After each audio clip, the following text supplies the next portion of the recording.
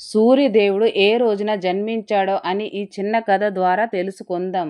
ఎవరైతే సూర్యదేవుని కథను వింటారో వారికి ఎంతో పుణ్యఫలం లభిస్తుంది. సూర్యదేవుడు రథసప్తమి రోజున జన్మించాడు. శక్తివంతమైన రథసప్తమి రోజున సూర్యదేవుడు రథసప్తమి రోజున జన్మించాడు. ఈ శక్తివంతమైన రథసప్తమి రోజున సూర్యదేవుని కథను విన్నవారికి 1000 యజ్ఞాలు చేసే పుణ్యఫలం కలుగుతుంది. అంత పుణ్యం మనకి కలుగుతుంది.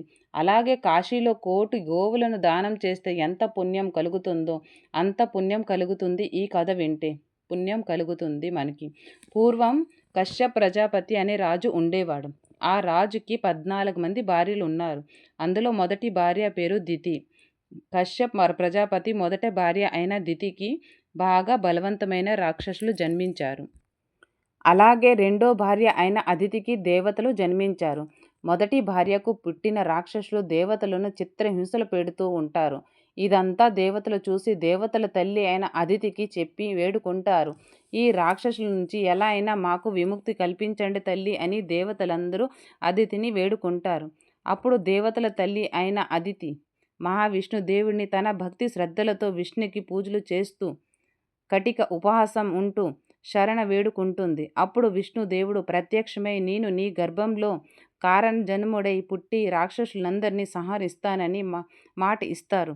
కొన్ని రోజులకే విష్ణుదేవుడు చెప్పినట్లుగానే అదితి గర్భం దాల్చి శక్తివంతమైన ఒక కుమారుడు పుడతాడు. ఈ కుమారుడు చాలా అందంగా ప్రకాశవంతంగా ఉంటాడు కనుక ఈ బిడ్డకి ఆదిత్యుడనే పేరు పెడతారు. ఆదిత్యుడు నారాయణమూర్తి అంశంలో 4 చేతులతో జన్మిస్తాడు. అప్పుడు దేవతలందరూ సంతోషించి ఆదిత్య దేవుడికి పూజలు చేస్తూ ఉంటారు. కశ్యప్ ప్రజాపతి 3వ భార్య పేరు కద్రుప. కద్రువకి సర్వజిత్ బిడ్డలు జన్మిస్తారు.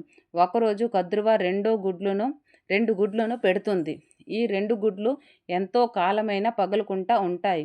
అప్పుడు కద్రువకి చాలా కోపం వచ్చి ఒక గుడ్డుని కోపంతో పగలగొడుతుంది. ఆ గుడ్డు పగలగానే అనువురుడు అనే బాలుడు జన్మిస్తాడు.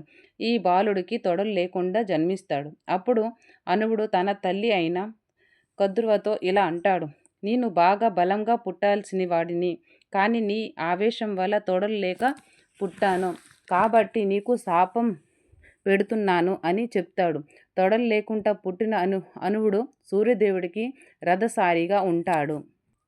ఒకరోజు సూర్యదేవుడు 7 గుర్రాలున్న బంగార రథం పైన ఎక్కి రాక్షసులను చంపటానికి బయలుదేరాడు. సూర్యదేవుడు ఆకాశంలోకి వెళ్ళి రాక్షసులను చంపటానికి వారితో యుద్ధం చేస్తారు. ఈ విధంగా సూర్యుడు రాక్షసుల్లో పోరాడి వాళ్ళందరినీ సంహరిస్తాడు.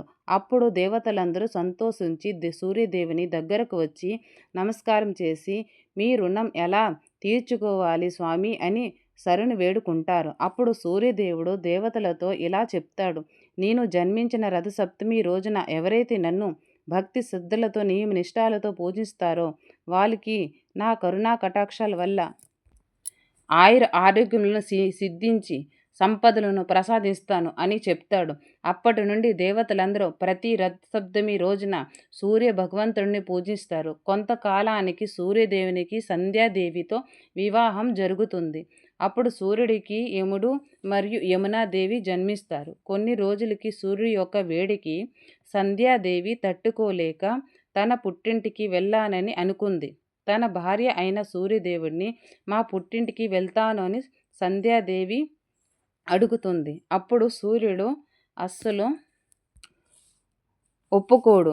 ఎందుకంటే నువ్వు పుట్టింటికి వెళ్తే పిల్లల్ని ఎవరు చూసుకుంటారు అని ప్రశ్నిస్తాడు. కానీ సంధ్యాదేవి ఎలా అయినా తన పుట్టింటికి వెళ్ళాలని గట్టిగా నిర్ణయించుకుంటుంది. అప్పుడు సంధ్యాదేవి తన నీడను ఒక ప్రతిరూపంగా మార్చి తనలాగే ఉండి ఒక అమ్మాయిని పుట్టిస్తుంది.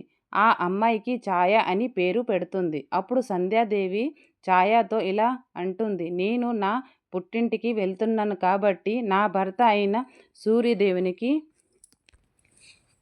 నా రూపంలో నువ్వు ఉండి నా భర్తకి నా పిల్లలకి సేవ చేస్తూ ఉండు అని చెప్పేసి సంధ్యాదేవి పుట్టింటికి వెళ్ళిపోతుంది. కొన్ని రోజులకి ఛాయాదేవికి శనీశ్వరుడు జన్మిస్తాడు. 1 సంవత్సరం దాటిన తర్వాత సంధ్యాదేవి సూర్యుని దగ్గరికి వెళ్ళదు. అప్పుడు సంధ్యాదేవి తండ్రి అయిన విశ్వకర్మ తన కూతురికి గుర్రంగా ఉండు అని శాపం పెడతాడు. సంధ్యాదేవి శాపం వల్ల గుర్రంలా మారి అడవులకు వెళ్ళి సూర్యుడిని ప్రార్థిస్తుంది. విషయం తెలుసుకున్న సూర్యదేవుడు తను కూడా గుర్రంలాగా మారి అడవులకు వెళ్ళాడు. సూర్యదేవుడు రూపంలో ఉన్న గుర్రం మరియు సంధ్యాదేవి రూపంలో ఉన్న గుర్రానికి అశ్విని దేవతలు జన్మిస్తారు. అప్పుడు సంధ్యాదేవి శాపం నుండి విముక్తి చెందుతుంది. ఇది సూర్యదేవుడి వృత్తాంతం.